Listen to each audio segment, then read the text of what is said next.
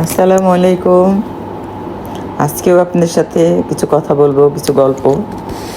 মানুষ ভালো থাকতে পছন্দ করে, ভালো কিছু দেখতেও পছন্দ করে, সুন্দরকে মানুষ ভালোবাসে। এখন কথা হলো, এই যে সব কিছু সুন্দর, এত সুন্দরের মাঝে যদি অসুন্দর না থাকতো, না দেখতে পারতেন, তাহলে কি সুন্দরকে আপনি এত ভালোভাবে উপলব্ধি করতে পারতেন?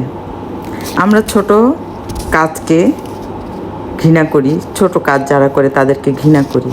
কিন্তু ভাবেন তো, এই যে ছোট কাজ করার লোক যদি না থাকতো, তবে কি এই শহর, আপনার কাপড়, আপনার ঘর, আপনার এই পৃথিবী, এত কিছু সব কিছু কি আপনি সুন্দর রাখতে পারতেন?